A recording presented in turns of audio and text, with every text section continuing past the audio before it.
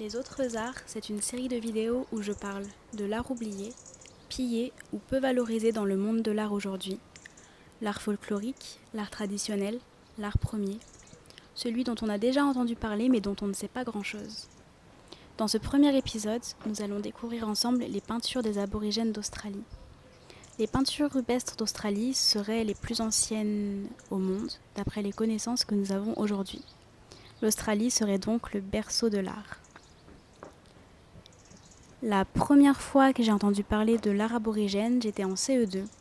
Notre institutrice avait consacré plusieurs de ses cours à ces peintures et on était même allé voir une exposition, il me semble.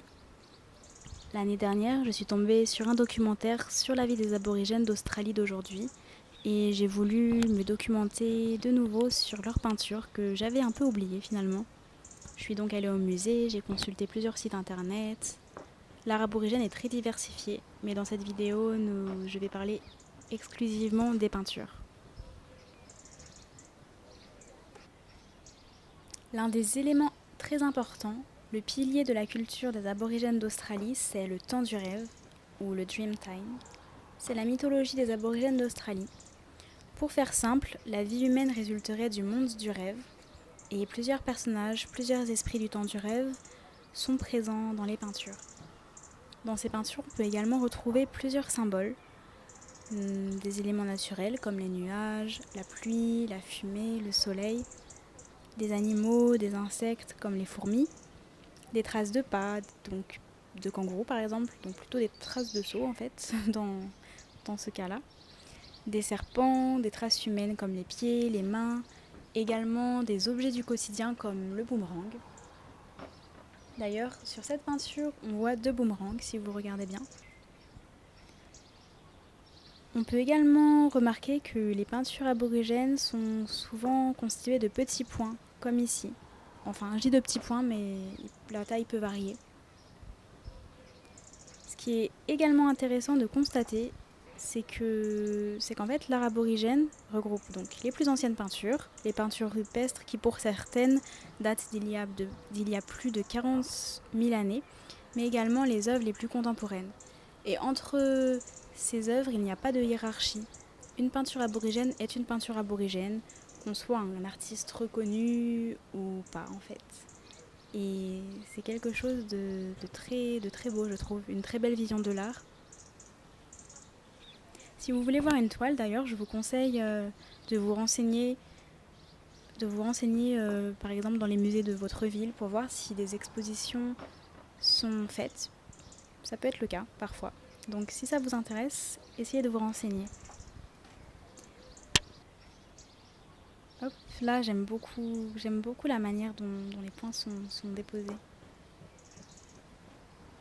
La peinture évolue aussi avec le peuple, en fait, la forme peut changer, le support aussi. Là on voit quelque chose de très coloré, ce qui n'était évidemment pas le cas avec les peintures rupestres qui étaient faites avec des pigments naturels, par exemple de l'ocre, je pense, avec des pigments vraiment plus naturels.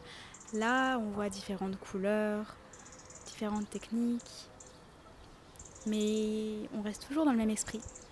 C'est quelque chose de très cool, oui. Aussi, une autre caractéristique que je voulais vous présenter, en fait, c'est que l'art aborigène, c'est un art collectif. Donc les œuvres appartiennent à tout le peuple. Elles transmettent une mémoire collective, la mémoire du peuple, les aventures, toutes les choses qu'un même peuple a vécues ensemble. On ne trouve pas toujours de signature d'ailleurs sur les œuvres. Bon, sur les œuvres de ce livre-ci, on en trouve, mais ce n'est pas quelque chose qui est forcément courant. En fait, les œuvres ne sont pas toujours signées. Voilà, en fait, l'artiste est libre de signer ou non son œuvre. Il fait comme il souhaite. Et je pense que c'est très bien.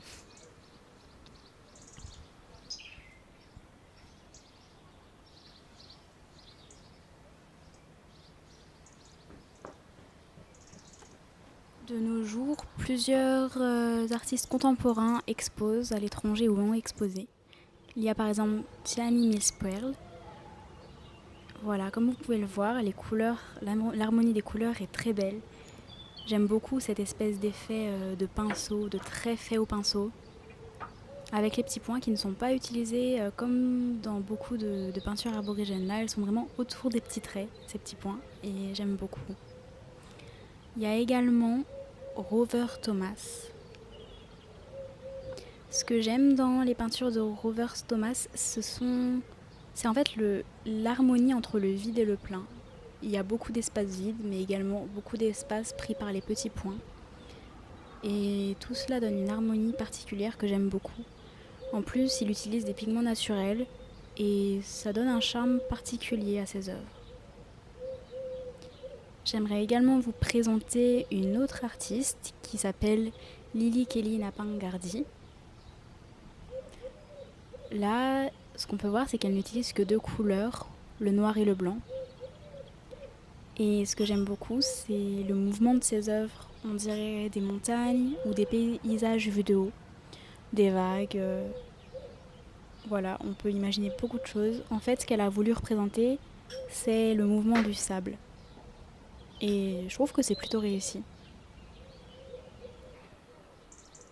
Pour terminer, je vais vous laisser avec quelques vidéos, enfin 2 petites vidéos d'œuvres réalisées par ma mère quand j'étais petite, puisqu'en fait, à la suite de ses cours, ma mère a également découvert l'art aborigène et elle a beaucoup aimé, donc à cette époque, elle a réalisé quelques peintures et puis voilà, j'ai grandi avec ces peintures en fait dans la maison, finalement. Et j'ai pu les redécouvrir pour cette vidéo. Nous, on se retrouve pour la prochaine vidéo. Je ne sais pas trop quand je vais la sortir, peut-être cette semaine, puisque j'ai déjà tourné la vidéo. Il ne reste plus qu'à faire le son et puis le montage, et puis je pourrai la publier. Salut!